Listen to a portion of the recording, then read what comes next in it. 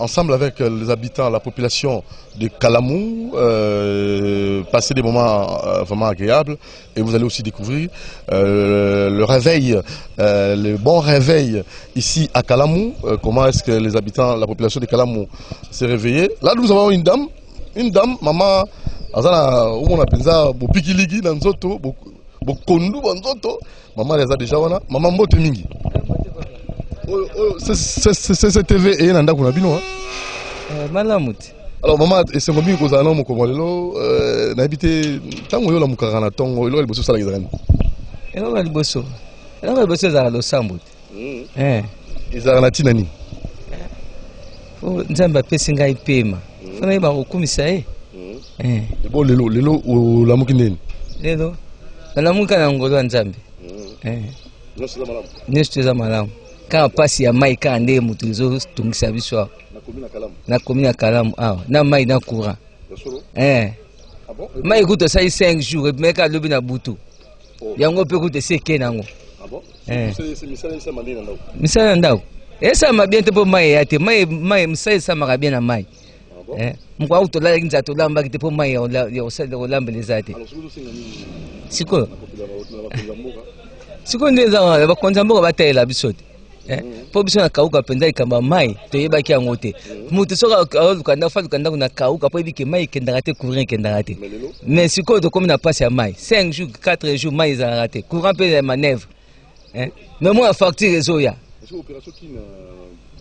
opération kin popo wana nini eza quand même koki malamu opération kin popo ke na malamu malamu salama na malamu chaque samedi kasi na yo ndenge nini mongo njambe kanivo na bino bozo bongisa malamu to bongisa ata mikolo kwa mai za kite on moni sai bo shope mbule beti kendaka na ngomba na moko ezala ko ekanga magate ekanga magate nele kanga nango bien ke nango bino mo bosala ngo to bozela ka bourgmestre nde pesa bino makasa ngoko chaque samedi biso to sala salongo na biso boso mapango boboka basalite te boboka salite penza comme tel te to boka ka kwa mai to oskwa bilamba to boka mai ba salite to boka na poubelle maman kombo zaki nani maman Micheline. Merci maman et Bolamuki Bolam. Merci Nagopé. Très bien. Alors nous sommes ici à Kalamou, comme nous avons dit, na Kaoka plus précisément, tout ça, Lelo, Kosolo, la population, parce que tout le qui CCTV désormais, la matinale, ils appellent au Tamoula, dans la commune, total à Bajen, Nebazali, Kolamuka. Alors je crois, sur le côté dans le pont, on va au Kamwa, Caméra côté Nandao. Donc ça, on doit tout Nakisa. Maman a bisu habité, peut-être pour la nuit, sur l'habité. Moi, ton côté le qui m'a été, le TV côté Nandao. Tamoussa Dokima. Alors, bonjour. On voulait juste avoir une question par rapport à CCTV, Ndenge Zika qui Ndenge Zongi, Olingaras. Olingaras. Donc, alors on va commenter. Mais un mot s'il te plaît, non? Le bar est au fan de la Tozora Bouemoutou.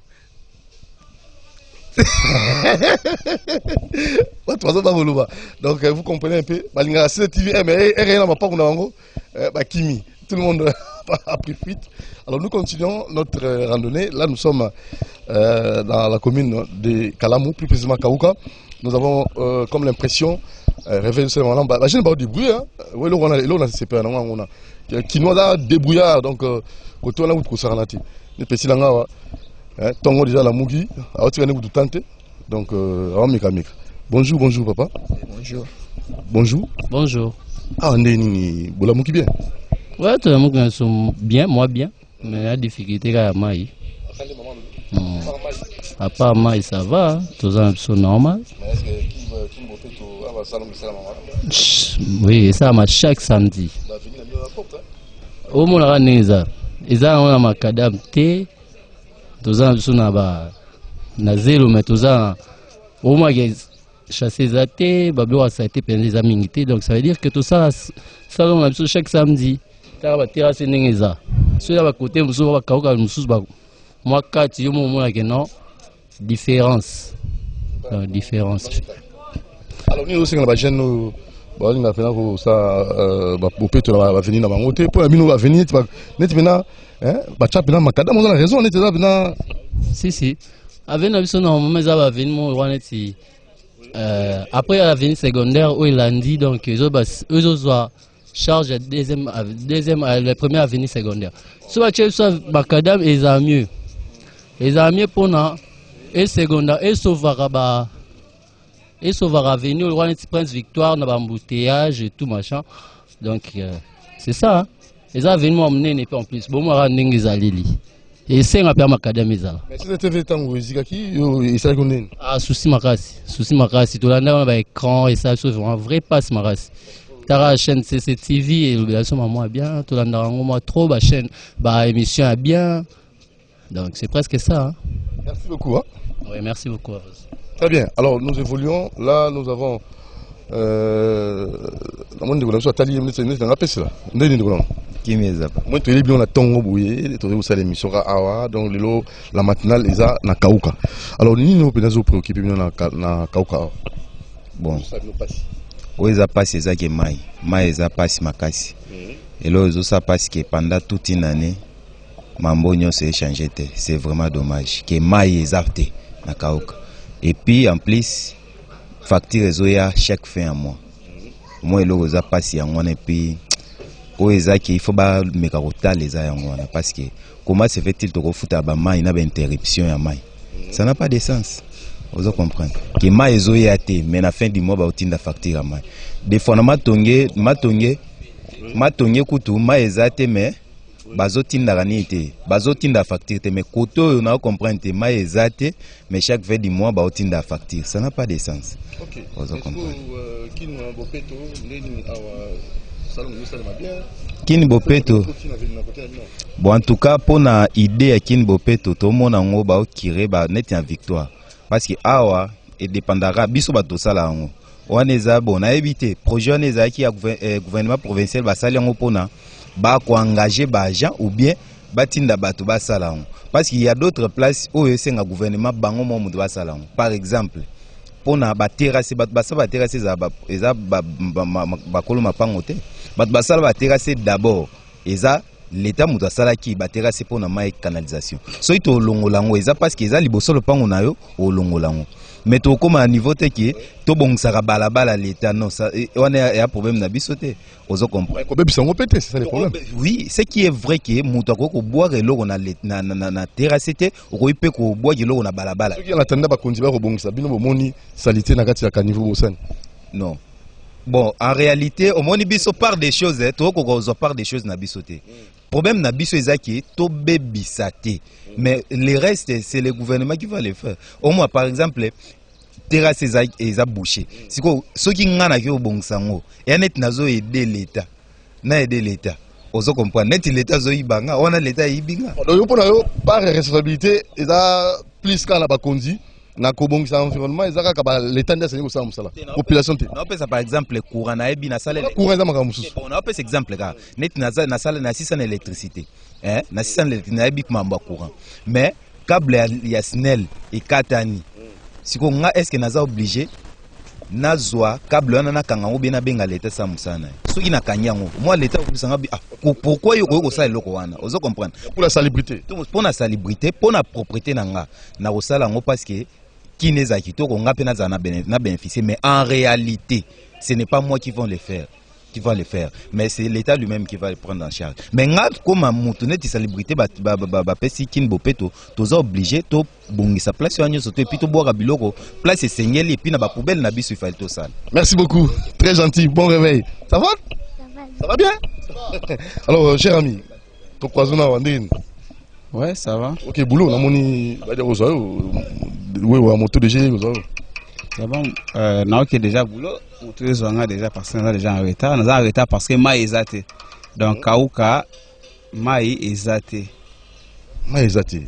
Ah, pour le Maï est athée. Tu veux éviter tous à puis tu as un Kauka, ah, Maï est athée bien, Kourou est bien, mais au fur et à mesure, ma communion se zobe, je comprends pas pourquoi. Alors, ce que vous avez non, c'est un gouvernement, à la Likamouya, Maï et surtout courant. Zona avenue Kini Bopeto déjà banda a tolo la tuna baby salon za chaque jeudi samedi donc tolo la tuna baby ndé leader na biso Kauka pona Kini Bopeto donc yene pena toko cha pena numéro 1 Kini Bopeto Kauka voilà Chuna baby aza leader ya kauka, aza mwana ya kauka abota na kauka yewa na kutu. So tali bien au mona ye. So ki ulungu pa nanga fozwa ye numéro 1 kauka. Yewa na numéro 1 kauka yewa. Yene chuna baby.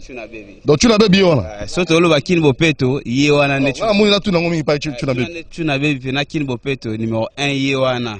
Donc to bomba était to BBC. Vraiment bonne journée. Hein? Merci beaucoup. Ça va. Alors ah oui, na moni maman na biso. Ah tozo ya wana toso nango. Na moni maman ye, maman Bopeto maman na senti pena makambo ya bien mbote na. Ça bien, bonjour papa nanga. CCTV la matinale pa na bino na kauka. Makambo ni yotu misabino na kauka. Biso na kauka mo été papa. Donc tozala suna mai te. Donc mai awa to mona ngo tetani to komi lokola bato bavanda sauve comme baba mai. Mai ezate mai bobongisela biso makambo o awa na kauka. Komini munene boya kalamu atoza na mai te papa nanga. Bobongisela biso likambo mai. Tolingi mai ezonga normal ndenge ça pour vivre bien. Alors, si vous Kin Bopeto écoutez déjà, c'est pas qu'à niveau dans nos curé. Oui, Kin Bopeto écoutez à chaque samedi. On a mon boki bouteille. Non, ko boka bouteille wana ndeka omoni ezalaka bana mais Kin Bopeto awe komi penza. Chaque samedi to salaka salongo ba terrasse na biso ezalaka très propre. Entre chef de quartier na biso zo sapia maka malamu penza. Ah, tout est bien.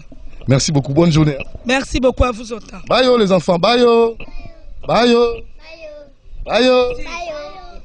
Voilà, alors nous allons visiter et réveiller d'autres habitants ici, je crois. Nous sommes dans une parcelle. On va toquer. Maman Botenayo, Toluka pasteur Azalia, à Israël. Ah, Maïkala. Ah, pasteur Israël a dit Maïkala. Donc, mais Balbi, Maïzo Bimatete, yo, Maïzo. Ebimi Karale, Lokma Yezalagate. Maïto Sali, Mwanandambo. Maye zalakate maye bimi kasi wana oloba noti maye bimi ka le ko to ndenge za wana pe kala to manje to tondisi ba bassin na profiter na soko bilamba maye zalakate pasi makasi to komo somba maye bidon 500 to senga voma batalela biso po kauka maye biso to zanga maye te to zanga courant te e komi courant maye pasi batalela biso na likambo biso to zanga maye te. Bon, salon vraiment tout ça chaque samedi tout ça salon. Ah. Nous c'est bien. Oh bon, au revoir. Na moni ngolo ba. Ya lubete. CCTV tango ezikaki. Et ça ko ndeni. Ba mona makambo nyusu ndezole ka bien. Ebela ba to mayele ba loba ba kipa ba ngote ngande bo kipenga. Ya ko lobeza te pe. To kufa kaka. Esili. Bye bye, au revoir. Tike biso ndeko na biso na moni pusu na yo osa neni d'abord comment nani comment nanga tala caméra kombo na Philippe alors pas Philippe eza neni ba pusu yo ba salite zo zwango nana tindi yo ezaka yo moko makanisi na yo to ndeni to lingo cha Bopeto kaka na ndenge yo lingi bon ezabe to yaka eza yo moko mtozo initiative wana pusu na moko to tiaka to ikovoka kuna na sentier na makolongulu. Alors chantier makolongulu eza sieni place wana kauka na uwanja wana na wanja kauka. Alors moto achesa ite na yawa apesi ko afuta combien aputa anga 500 francs 300 200 wanda zo obela nini matiti tala kamera obela nini matiti bwaka matiti 500 francs 200 300 donc ça dépend matiti moke matiti moke 100 francs ya mwa mingi 500 ya 1000 zakate 1000 francs suka 1000 francs. Alors Kendak ça musa na bonne journée. Merci père. Matiti bwaka 500 francs. Alors nous allons continuer parce que là il faut aussi avoir d'autres avis. Toujours ba awa tous na commune à Kalamu plus précisément na Kauka et balobi tuna be bazali awa tuna bebi yene mutu alo cha Bopeto awa nangaki tout le monde prophète un pasteur là-bas autour sur la épée mais ensemble là tuna bebi parce que tuna bebi ndo cha Bopeto en avenir on a habité tout bana tuna bebi après tu pas pasteur, après on pasteur église monsieur Zalia. Donc permettez-nous révérend, on va d'abord avoir Tuna Baby. Tuna Baby, ah ouais. Toc toc, bonjour, bonjour. Tuna Baby, toluka Tuna Baby bakenda sango. Wa Tuna Baby. Ah, sango neke kauka mobimba. Babi yo nem do cha bopeto ah on a venu donc oza mutumoro exceptionnel ceux qui ont été à venir mais beba ya on moni CCTV ti koluka yo. Bonjour, bonjour Tuna Baby. Bonjour père. Babi so bopeto ah kin bopeto ceux qui ont été à venir mais et comment moi ko ta moleki zati. Osala non ndeni d'abord osoki dango ndeni. Donc idée yaki kaka namoni mabele trop na baterrasse moya osala musala peneza te bato bakomodinda bakomo déclarer loka pe mokonzi aloba ke samedi nyonso tukini kini bopeto avant wana ngai sina bandaki da kosala salongo samedi pe bokoki yotala bomona penaki nazalaka nga moko na osala kwenti coin salongo aveni mobimba osenga no loko te mbongo te nasenga na ngai loko te so na sisi mo salongo muta volonté pa ko bima abimela mwa mai to na moni ki aveni ezangi mai na découvrir bango pe mwa mai do batutu ba ko mo toka mai pa na nga pona ko soutenir ozima yango neni ezala mwa chomo boye elekaka na ninga sea do ba chomo suza eza bouché mais yo siko okei osanga ndeni yo pe Tuna Baby mystique bon mwa cho ezali la ninga libanda to ke ne peso ya omoni na l'action yo expliquer nga Tuna Baby yo ozama kasi na makambo nyonso oza tete tout travaux donc Tuna Baby apesi mai Tuna Baby apesi asali bopeto na wa bichon Tuna Baby voilà wa bichon na fungolaka mwa chambre ya wana mai moye ekoma na cho eza te batutu bazodéclare ya moni na fungolaka mwa cho wana ebimisa mai omoi penake bato bazouta ti bayolo bazoya zwa mai awa mpona talaka dafo kosunga bato mpona kini bopeto yozoloba nini na bakonzi ya mboka yoso ozwi makanisi wana kosalaka bon bakonzi ya mboka fo batambola ata mwa suivi samedi bakobetelanga mpe to bamona penake avenika oyo aveni oyo namonika yo mo omonyo de aveni prévoyance omonyo ke eza na toujours bopeto do chaque samedi tokataka te na bopeto tozalaka toujours en avant mpona soutenir mokonzi ya mboka naza mpe so chef du quartier chef du quartier donc chef du quartier oyo aveni pene yebi bien aza mpe jeune tokesaka bazalaka mpaka mais yo oza jeune boye bon papa moko azalaka mais amonaka ke ye abetaka siffle mais aosala te bato mpe bazobima te nde ye moko akendaki na nga ntina biko na soi du quartier abi te nasepeli ke ye nde akoma mokonzi mpo namoni ke mosala oyo azoloba bato baotosa en tout cas félicitations na papa wana ya chef du quartier mpaka wana mpaka santiki akomi petepete bolembo ekoti nzoto aye moko kopesa pouvoir na jeunesse quelle relève pe aponi moto aza efficace aponi ngai papa pesa kufa atikelanga makambo ndeni omoni ka aveni za bopeto daso samedi osali te oza na droit nanu te dafozongisa meso no nsima ti mokonzi alobaki 12h 11h wana droit abimisa biloko no na bala batutu batosaka. Merci beaucoup Tuna Baby, chef du quartier. Alors osambelaka mpe nasambelaka atongo so na moko osala bon faut repouiller fukami wa chef coutumier te chef coutumier te na puya na oui na ndimela nzambe po na puya na betel. Merci beaucoup. Alors on passe place à notre rubrique exhortation du jour avec le révérend pasteur Jetro Mbaya, donc de l'Assemblée des Saints de Kaouka, sur prévoyance numéro 45. Et juste après, nous allons encore revenir à notre sujet du jour, parce que la population a déjà réagi, et vous aurez maintenant notre invité principal qui va aussi donner ses points de vue. Alors, on y va. Verset du jour. Voilà, merci chers amis téléspectateurs. Mbote mingi bisika nyoso bozolanda biso mbote na CCTV Mobimba tozo partager les lots versets du jour na toujours Joël chapitre 2 verset 25. Ça fait un bon moment tozo lobela yango et lobi boye. Je vous remplacerai les années qu'on dévorait la sauterelle, les Gélec, les Asile, les Gazam, ma grande armée que j'ai envoyée contre vous. Donc Nzambe awazo la peuple d'Israël. Alors, je vous remplacerai les années qu'ont dévoré la sauterelle, les Gélec, Asile, Gazam, ma grande armée que j'ai envoyée contre vous. Tout le monde a Nzamba za rappelé armée nae. Armée Nzambe eza ba force non so Nzamba ko utiliser pour détruire mutu. Mbula eza pa armée Nzambe. Natano Nzamba utiliser la pluie pour détruire l'homme. Mon pépé eza pa armée Nzambe. Donc eza na eloko moko te oyo mutu ko sala contre Nzambe parce que Dieu peut se servir de la nature pour détruire l'homme. Dieu aussi peut se servir de la nature pour bénir l'homme. Dans un peu cet exemple. La même pluie, ils ont qui destruction pour la battre. Dans Noé, même pluie, ils ont qui bénédiction pour la Noé. Parce que pluie, on a des salariés qui arche à Noé mata.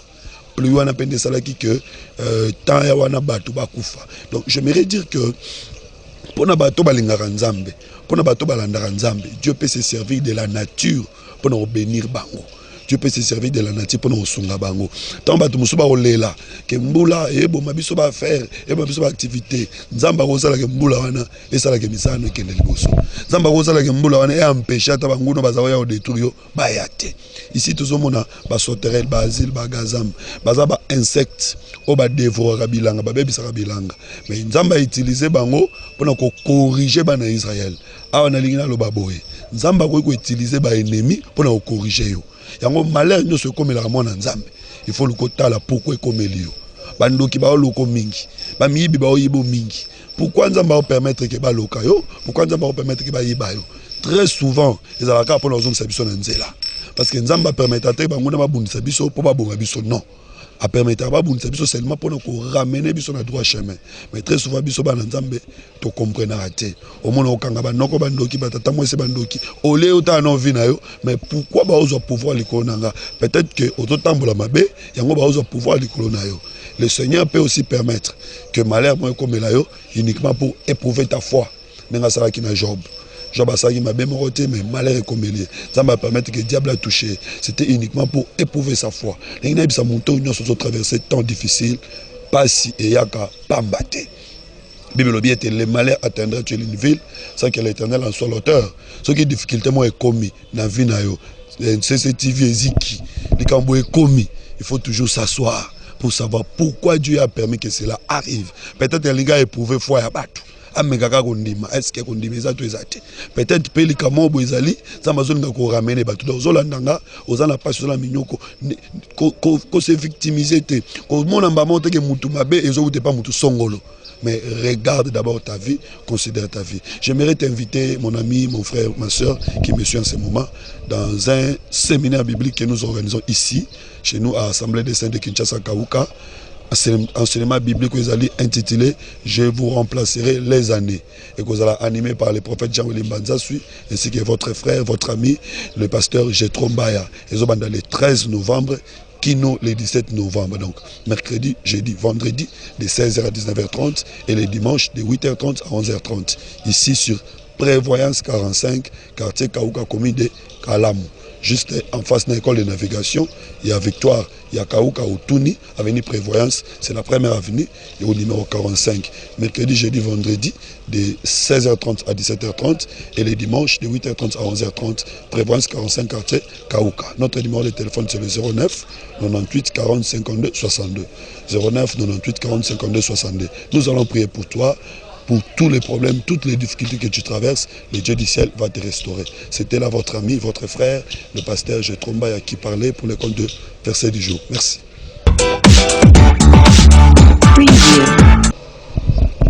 Voilà, alors le pasteur Jetro Mbaya, qui après l'exhortation du jour, devait nécessairement intervenir dans le cadre de cette tranche, vous savez, donc on va cette fois-ci passer à la rubrique sujet du jour, hein, voilà, donc juste pour déjà annoncer le sujet du jour, on va analyser des francs en comble l'opération Kin Bopeto. Est-ce que vraiment la population c'est en fait ça en a accaparé ou c'est purement des slogans simples? Alors on va faire un tour du côté de la régie pour la rubrique sujet du jour avec mon invité que je vais encore faire parler et il va donner ses différentes argumentations. On y va.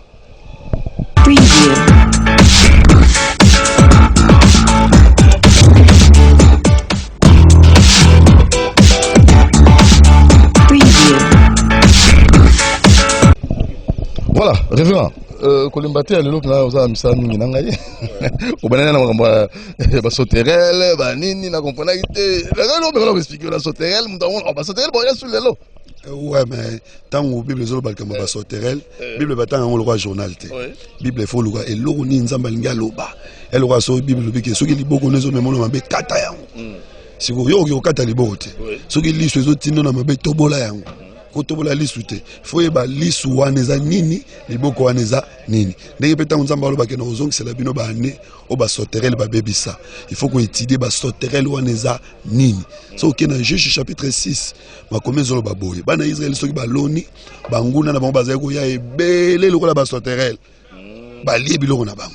Directement tu comprends que ba sauterelle za bangona. Très bien. Na surtout katika on a posé de Koti et comme sur deuxième verset du jour, deuxième exhortation du jour. Alors to kima mona kin bopeto a to na kauka to zaki bandeko na biso ba pesa ma kanisi na bango to banaka bien avant.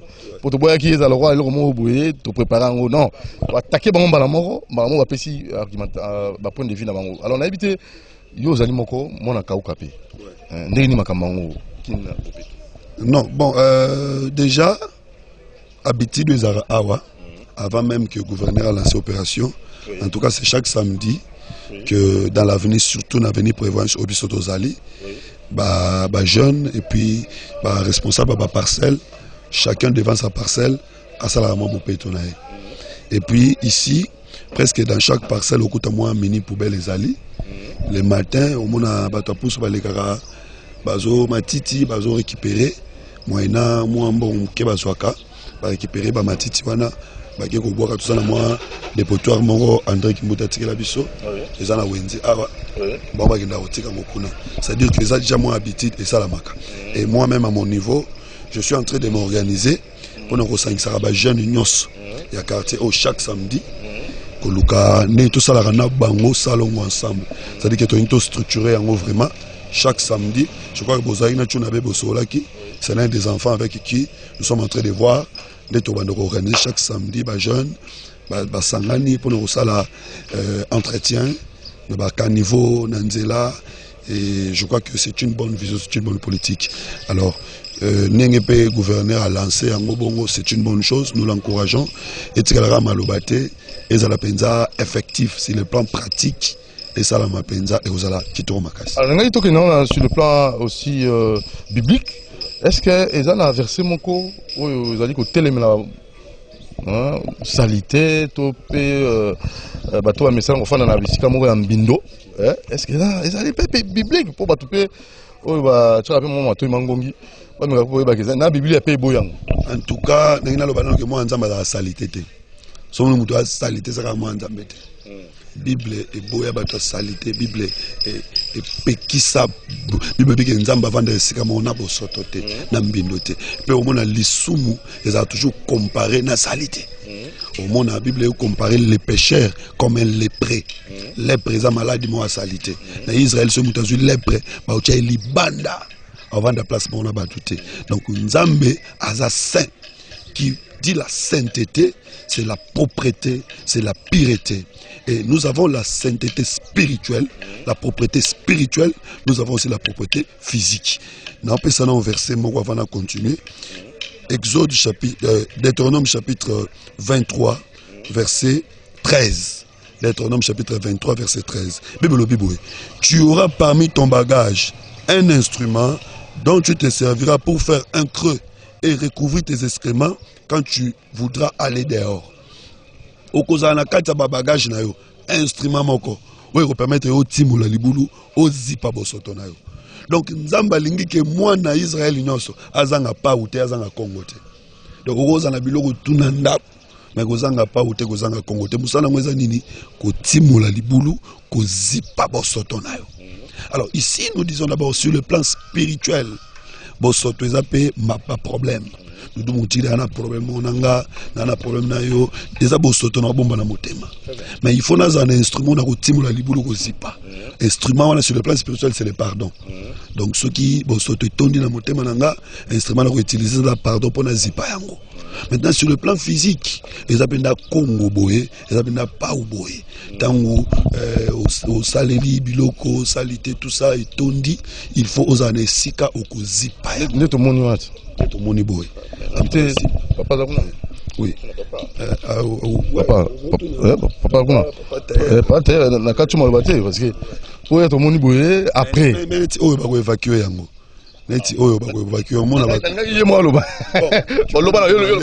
Na yebisa ko déjà ndengele kana awa. Awa donc ça bino moko bozi kin bo peto bolati yango. Et comme comme là pas même mambo kin bo peto bozala bo peto. Je vous ai dit que ici chaque parcelle a une mini poubelle na ye. Aux hommes qui ont un désordre, canaliser à un certain moment, tu pousses par le cas, ce qui est comme étonné. Donc, chapeau dans la prévoyance. Oui. Papa Mbote, papa couturier, tailleur. Maître couturier. Maître couturier. Tout le monde, d'abord, qui nous peut donner, nous nous Julien, Kalamu, Nakauka. Bon, la nègre, tout le monde est qui nous peut tous appeler choté, Dengue Zalaki. Dengue Zalakatango. Pour tout ça, tu as un père. Tant que tu as ça, salon, il y a un salon, tu as la responsabilité devant ta parcelle. Tu as Kolongolango, mais suivi exactement. Mais aussi, bino ba bisinga bino bozala na système bo tche bo bino mo évacuer quand. Tu évacuer quand tu pousse à chaque fois. Tu pousse ça qui avant yo, à lobby 500 francs, il y a moins mingi 200 francs à moquer. 500 francs. Moi, yo, merci yango 500 francs PCT pour auto les cartes tout na ke mutu. Ba voisin ba chaki mon propriétaire poubelle wana zalité. Ce qui a yé à cause ça là mais tout ça ma cache de qui me peut pour peto la batte là c'est ma camion tout ça ba pesa biso ba outil de travail. Très bien. Outil de travail tout ça na ngote ba rato ba tout ces attes tout ça ni. OK. Ne ma pekin propre ngona. Le moyen. Moyen pour ça, là, matériel. Merci beaucoup. Okay. Bonne journée. Merci, pardon. Voilà, alors. Vous voyez que, comme je disais, dans la Bible, Nzamba lingi que moi Nzamba nyonso as un instrument qui a cause de débarrasser nango salité. Alors je vais dire que Nzamba tango sali ma belé. Nzamba vanda na ma belé te. Asala ma belé mais azo apesa ngo moto. Ezalo la moto asombi lopango. Bonjour. Asombi lopango atongi abongisi. Azui mutu mo wache cause la test ko ye mutu somba ki lupango wana ya okomba ngo lokola yo mutu zo okipango yo ne mutu na charge ya ko entretenir nazui avis ande komo pour ça qu'on avant tout kutana yo pe alobi comment est-ce que ye truc singakura câble katani l'état de talango batasnel si on est ni ka niveau sur be commisalité ye population a ke ko bongisango pour un assez l'état mosala. Non, c'est ça le mal. Ce n'est pas l'inconscience environnementale. D'abord, on n'a pas bien la compréhension de la définition de l'État. L'État, ils ont un sens ébélé. Ils ont pouvoir, ou ils ont dirigé Batou. Mais quand il y a pouvoir, on a autorité azali, Batou pe bazali. C'est-à-dire l'État ensemble, il y a autorité na Batou, ne pas bengi l'État. C'est-à-dire que ceux qui imposent l'État pas zate. Aux monde. Mouta pe ça impôt, ils ont peuple. C'est-à-dire que le peuple doit faire fonctionner l'État. Le peuple doit faire vivre l'État. Alors, ceux qui battent l'État pas zate. C'est-à-dire que ceux qui moutent sali entretien à niveau bon l'État l'État ça n'a beaucoup de temps, beaucoup l'État a battu. C'est-à-dire que ceux qui courant et qui ils ont donné à moutonio sauter à simba courant. Bato baza qualifié dans le courant bazali. Mais dans le domaine il y a salubrité. Tout le monde doit s'impliquer pour la propriété. Nazarolo ba que Nzamba pesi biso mabele to vendre. Et Nzamba tenda uta likolo aya okomba. Eza biso nde to bongisa mabele. Et ceux qui to gérer environnement malamu te, Nzamba o frapper biso. Ba conséquence wana bangungi ba typhoïde, eza ba punition. Eza ba punition. Au moni tango Adam péché. Tango Nzamba ba miseli banda jardin. Écroulement, tango Adam péché Nzamba ba nabi mabele robota nzube à cause na yo. Elingo ba ke mabele za ina manzube liboso te. Ba epino etubaka bato et botami à cause ya péché. C'est-à-dire que bangungi banini ça ba conséquence il y a meilleure gestion de l'environnement. Est-ce que la population a cette notion, a cette conscience environnementale? Est-ce que a vraiment sensibilisé dans le sens où on a avant bah ça la pratique, bah ça l'avancement et l'opération qu'il m'opère? Et je crois que la sensibilisation, c'est la première étape et l'étape la plus principale dans le réussite de Moussala Oyo. Parce que ceux qui doivent comprendre, de toute façon, tu es bi, mais il faut rappeler, il faut insister. Lelo, même si pasteur, tu auras un devoir dans Ngambouana. Nous chassons des démons malaria, démons typhoïdes. Il n'y a pas pasteur Lelo, démons malaria, démons typhoïdes et à salité. Donc, au Bengana démons malaria, il y a bien, ils ont la salité. Au Bengana démons typhoïdes, il y a bien.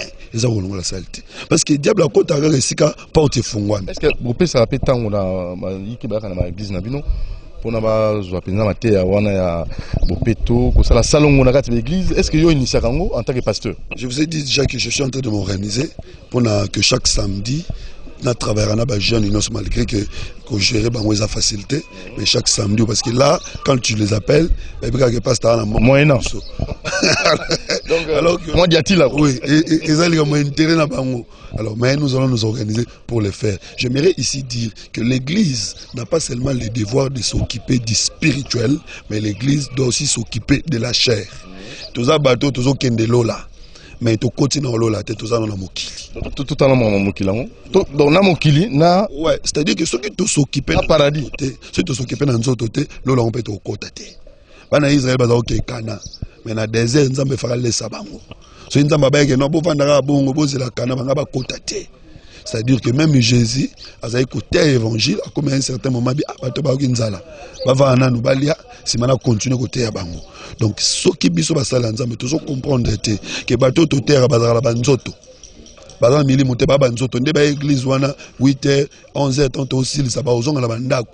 Ba okende ba ordonnance na maboko ba nini tout ça c'est to comprendre ngo te to réussir mission te et ezelo ba sala nzambe ba comprendre même l'église primitive ba porte ba ki ke biso to s'occuper na parole na prière ba diacre ba s'occuper na distribution. C'est que dans l'église, il y a la parole et la prière, et il y a aussi des distributions physiques. C'est que l'église doit avoir l'aspect social, l'aspect physique. Et c'est dans l'aspect social que nous devons traiter aussi les cas de l'environnement. Pasteur Mingi, excusez-moi, ça rappelle un côté, il se limite plus na spiritualité à Bandini, et ça aura comme ça des conséquences? Oui. Ça aura des conséquences parce que quand vous vous occupez de la spiritualité d'une personne, sans vous occuper de la terre, même cette spiritualité ne réussira pas. Parce que l'esprit habite dans le corps. Les lois nzamba osai la molimu, ce muto kufi, alors aso mateate. Ce muto malade, alors aso mateate. Pour muto ayo kamatea, il faut avoir la bonne santé, avoir la makasi pour servir nzamba. Parce que la muto bonne santé, ils ont la prière. Muto falia. Alors toutes ces choses-là, les hommes de Dieu, nous devons savoir faire la part des choses. Il y a Kinbo Peto. Moi je me dis toujours ce qui est l'église, parce qu'aujourd'hui nous avons souvent dans ma avenue, on a 2, 3, 4 églises. On a vu l'église à 5 églises. Mais ce que c'est que la nuisance sonore, nous en sommes pour ça, comment? Ah bon, 5. En face, non, ça. Non, toi 3. Bisso, pasteur. Bafle Bocha Libanda. Bisso Salangote. Bisso Salang. Bisso Tchara 100 par rapport à nombre de je vais culte ceux qui sont là, ceux qui jouent à Batu, Baeti, Bavanditi Libanda. En ce moment-là, tu tchèles Bango Bafle. Mais jamais tu tchara Bafle la monnaie, jamais. Nous avons matériel, mais on a versé mon Isali. Il y a nous en sonore. Non, personne ne l'a. Parce que les personnes sont sans le savoir. Nous en sonore, même bibliquement, Nzambe, à Boyango. Donc, soubassement spirituel. Donc, tous en lelo. Tant que vous avez passé aux Obaké, vous avez maudit sur le thème. Chapitre 23, verset 1er. Exode chapitre 23, verset 1er. Et télémélie nuisance sonore. Tu ne répandras point de faux bruits.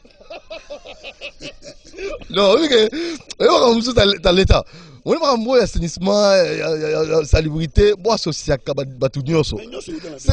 il faut qu'on n'a pas passé un peu. Donc, Bible, nous en son nom. Verset 1. Tu ne répandras pas de faux bruits okopanza bamakela pamba te nzamba pekisa kibala.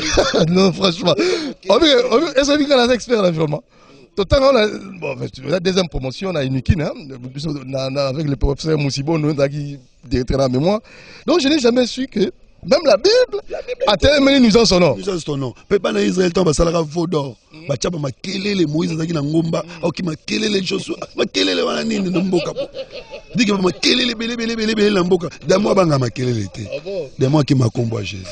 Alors ba makelele wana nyoso toutes ces choses là. Et puis nyoso uta na Bible. Est-ce que bi même service à nere uta na Bible? Service à renseignement. Tant que bana Israël ba kota na Jéricho. Joshua tindi des espions. Ba ke non ba espionner mboka. Nous le monde, comment tu me dis? Ça, on a un peu de quand Platon est au carré nous obéissant. Yann. Qui est zali quoi?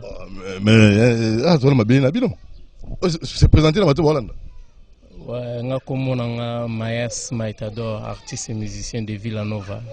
Donc on m'a belé quoi. Oh, ça me rappelle. Physible bolingo, katiango nanko. Olalisianga motema molili pute konye elastique tongo ezotana te ngana miso pongi te bapanse Simeon Musindondo to sentir yo pete te viaza osala salon à tous amis ici ouais la mamba kin bo pete obligé on est pasteur oui pasteur bien na mon pasteur na moni musala nzambe talaka na moni en direct mais yo ibiga esengo trop kokutana pe na basala nzambe na tongo esalaka mwa bien oyo tosalaka salongo mpo sa salongo donc mawa trop talaka mboka na biso soki tosali salongo te ekozala pena bien te environnement na biso donc ekozala trop sali te quoi kitoko to ouais na sepeli rappelle Simbia voilà alors nous sommes dans la Bible je suis un gars à Jéricho atino ba espio ba côté na ndako ndumba ndia batana ba basala on est mo mutaliboma on est mo mutumuna na ba ndumba aluka ba information donc makambo ani banda na Bible les agnoso to sala si agnoso donc ceux qui ba konzambo ka lingba récit ils ont un document ils ont un ouvrage ils ont une valeur spirituelle wa Bible et contenu ba vérité nyos ba mambo no mandat ko remplacer mu konzamboka élection et banana Bible élection banana Bible tout est banana Bible donc nous voulons que sous ça makamno c'est la biblique assainissement propreté surtout que non on ndenga Bible parce que Congo est à 90% chrétien c'est-à-dire que ceux qui na niveau ya ba église sur le niveau de l'église bato ba s'impliquer pour l'assainissement et servir l'économie propre. Alors il faut aussi un politique, il y a sensibilisation, il y a des leaders, les hommes de Dieu, pour sensibiliser parce que ils ont un intérêt. Parce que très souvent, la plupart quand on chasse les démons, on sait que c'est ça. Mais quand on montre que non, ceux qui te sensibilisent, je crois que il suffit seulement que chaque homme de Dieu prêche. Et qu'il est fidèle, il y a pasteur, même l'État, même les policiers, il y a pasteur, même les parents. Donc ceux qui sont pasteur, lobby, qui chacun entretient sa maison, sa parcelle, devant sa parcelle, je crois qu'il va venir à la propre et ainsi de suite. Oui, à niveau tout le bas, ceux qui ont bouché, et ça la complication, même dans le temps où il y a un bout là, au moins il y a inondation, tout le monde a maillot qui est dans la fleuve, maillot qui est dans la terre. Alors on a évité, la consigne qui va tourner tout au long. Donc il y a la fleuve, il va tourner des immeubles, il va tourner des 5 niveaux, 6 niveaux. Et si on a 40 population a dit qu'aux Angolais comme un état de conscience, sa liberté comme un état de conscience, mais pas conduire. Tout les immeubles par-ci par-là, on a une rancaine, on a rancaine, on a une gare centrale, l'immeuble gare, on a une bouche collecteur à mon nene, moi et les quartiers. Ce qu'on a évité, ce qu'on n'a pas conduit, pas au salani. Batala bango ka boye, donc bango bébé c'est la bango, comme madame ministre, donc on peut pas comme ça sanctionner. J'aimerais dire une chose. Congolais, avec mon cœur, il faut redéfinir une notion de grandeur. Nous avons un grand. Nous avons un grand prêtre. Parce qu'il y a un grand prêtre. Un grand. C'est qui est un grand? Ceux qui ont tout le immeuble à Lumumba. Est-ce qu'ils ont là? Mais Lumumba, c'est un grand homme. Sa grandeur, c'est parce qu'il a lutté pour l'intérêt des autres. C'est que la grandeur, c'est travailler pour l'intérêt des autres. Bato nyo soto tanga na Bible. Baza bato yo ba milita pour l'intérêt à bamususu. Au monde à Jésus, na généalogie na batangi 5 femmes. Sotali 5 femmes, on a baza ba femme oba na nzela na bango bato musu ba bimi. C'est que nina lo ba que cause à la grand, cause à la autorité. Et ça vous en a mbongo ebele te comme na mbongo ebele te tonga banda ko ebele te yango ndoko mission grand te. Et ça apport na yo na société. Ça na bato ebele ba yebani mingi, mais yebani ka po ayibato. Ayebani ka po sala mabe mingi. Même bana na to yiba onge papa na bango za moyibi. Donc c'est-à-dire que ce conscience qu'a ils ont mis et pas ba autorité et pas ba to bazana ba moyens. Parce qu'il a des moyens, il peut faire avec ses moyens. Et aux amala en mingi. Là j'interpelle. C'est-à-dire que occuper place publique et le reste ba te belé yo mo occuper ngo ola la pe pongi au boucher collecteur ba te belé ba souffrir yo ola la pongi. Il faut je sais pas quel cœur aux alango. Donc tu privilégier le bien communautaire, tu privilégier la communauté que l'individualisme. Je crois que c'est comme ça que nous allons avancer. Congo ils ont presque 90 millions, plus de 90 millions d'habitants. Tel est-ce qu'on a modèle mais bato ba se plaisir à mon groupe moi bato. Parce que l'individualisme est trop. On ne jamais on n'est jamais heureux seul. Ceux qui battent tout autour de nous souffrir et c'est un peu comme ma souffrance. C'est-à-dire que au Baza, moi avance sur le plan matériel, sur le plan financier, va s'investir pour que Mboka Ezala Malam. Et chacun de nous, quand niveau Ezali Bosoa Lupangunayo, mais quand on débouche en gros. Et je vais ici appeler aussi. Tout le monde a toujours hôtel de ville, il va saleté, les autres, il va saleté, tout le monde va tiquer encore. Ils ont dit sur un niveau. Dans mon même bâtiment, comme Banzela, ils ont la sous-traitance, Matata Pogno, et ça continue jusqu'à aujourd'hui. On va comme Zélo à niveau. Ils ont canal évacuement. Je ne comprends pas pourquoi ils font ça. Est-ce que plus tard, ils font la caniveau pour pas la saleté. Donc voilà un peu beaucoup de questions. Ils sont censés canaliser maintenant les efforts de toute la population pour que Kin ait alors, on va passer Jetro Mbaya, Toum Nasuka. On a dit qu'il y a déjà conclusion qui toko donc tout bon c'est environnement pour l'intérêt général donc et surtout pour la génération présente et future. Alors en conclusion déjà pour la séminaire à Mounene, tout ce qui s'en a ma précision précis détails et surtout là le numéro de téléphone protocole. Là séminaire à Mounene Nzamba osala mambobele. Tena tuna non question est-ce que Bibi Adam Koufa Botate? Ouais tu as raison. J'ai raison. Non, tu as tort. J'ai tort. Ada Zagina, Abota Kaya, Abota Nabel, Nabastet, mais Nana Ipsoka Koufa Botate. Pour un pour Bible, le Mukolo Liambo Mao Koufa. Ce que Adam Tamalaki Mobazagina Moana Monate. Adagina Monate, c'est Koufa Botate. Nous allons expliquer ça. Parce que Adam Koufina 930 ans, Azanga 70 ans pour que ça mille. Ce que ma autorité, c'est que je te remplacerai les années que tu as perdues. Adam a perdu combien d'années pour totaliser 1000 ans? 70 ans. Tu vas expliquer. Est-ce que Samson a Koufa Kovo? A Koufa Nasukite? Véritable Samson, c'est Jésus. C'est la croix de Golgotha Koufa Nasukite. Mais ceux qui ont appelé ça, moi c'est une église. Tu vas expliquer que Jésus, ceux qui n'est l'église, c'est l'église.